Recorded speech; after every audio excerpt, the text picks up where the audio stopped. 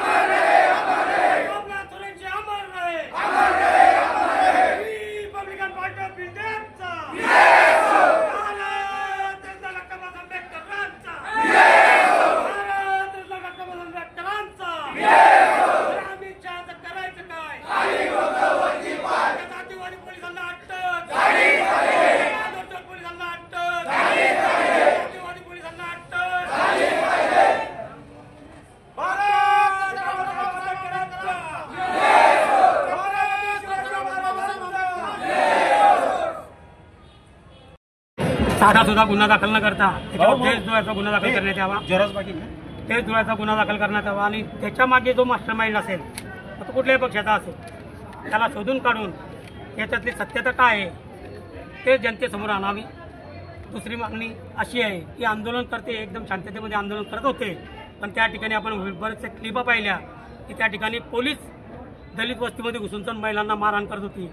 त्याच्यानंतर दलितांचे जे मालमत्ता होती, मग रिक्षा असेल, फोर व्हीलर असतील, बाईक असतील, त्याची तोडफोड करताना पोलिसांना आम्ही पाहिलं, तुम्ही पाहिलं, म्हणून या पोलिसांवर गुन्हे का दाखल होत नाहीत। आणि अशातच त्या ठिकाणी सोमनाथ सूर्यवंशी नावाचा एक लॉ कॉलेजचा विद्यार्थी 3ऱ्या वर्षाला होता, वडर समाजाचा विद्यार्थी होता, वडर समाजाचा होता, त्याला हे त्याच्याकडून हे पावलं नाही, तो व्हिडिओ शूटिंग करत होता की अन्याय चालू आहे पोलिसांमार्फत, तर त्याला अटक करण्यात आली। त्याला अटक केल्यानंतर त्याला 3 दिवस PCR मध्ये ठेवलं, PCR संपताच त्याला MCR मध्ये टाकलं। MCR मध्ये आता मी पण 4-5 महिने जेलमध्ये राहिलो आहे, मला माहिती आहे प्रोसिजर काय आहे। MCR मध्ये त्याचा जामीन झाला पाहिजे होता, पण त्याचा जामीन न झाला, त्याला सतत कंटिन्यू मार चालू राहिला 5-6 दिवस, आणि त्याचं जेव्हा ब्लिडिंग चालू झालं आणि जेव्हा तो मरणाच्या दारात गेला तेव्हा त्या हरामखोर जातीवादी माधवचौक पोलिसांनी त्याला दवाखान्यात भरती केलं आणि त्या ठिकाणी त्याचा जीव गेला। म्हणून त्याच्यावर मनुष्यवधाचा गुन्हा दाखल करा अशी लोकांची मागणी आहे। पण मी तर म्हणेन त्या हरामखोर जातीवादी माधवचौक पोलिसांनी त्याला खून केला आहे म्हणून त्यांच्यावर खुनाचा गुन्हा दाखल करण्यात यावा, या मागणीसाठी आमचे या ठिकाणी निदर्शन होतं। तसंच राजनी गावामध्ये निवडणुकीच्या वादातून आमचे एक मगरे महिला हिला जातीवादी लोकांनी मारहाण केली, त्या ठिकाणी फडसाहेबांनी गुन्हा दाखल करण्यासाठी टाळाटाळ केला।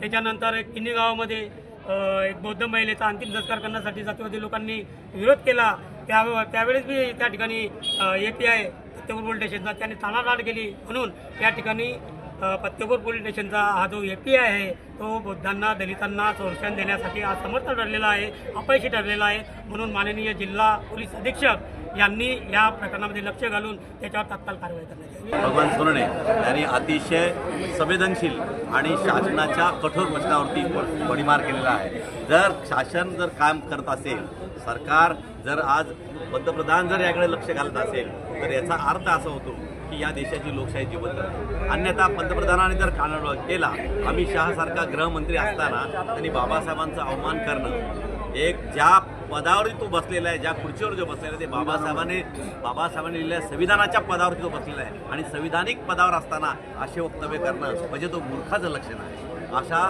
गृहराज्यमंत्र्यांना तात्काळ जर पंतप्रधानांनी जर निलंबित न केलं तर याचा अर्थ की आपण सर्व संविधानाचा अपमान करताय हे घोषित सिद्ध होतंय। तरी आपण जनतेने आणि लोकांनी आतापर्यंत शांतता बाळगलेली आहे। हे जे आंदोलन आहे हे संयमपूर्ण आहे। आज जामनेर तालुक्यातले PI सुद्धा इथे होते, इथे वातावरण कशा प्रकारचं असताना सुद्धा शांतप्रिय रिपब्लिक चळवळीचे लोक काम करतायत, आणि भगवान सोनवणे अतिशय संवेदनशील भागात असताना चांगला एक लॉंग मार्च करून एक निदर्शनं लोकांच्या जाणीव करून दिलेली आहे। तर पंतप्रधानांनी याकडे लक्ष द्यावं अशी आमची नवी मुंबईच्या वतीने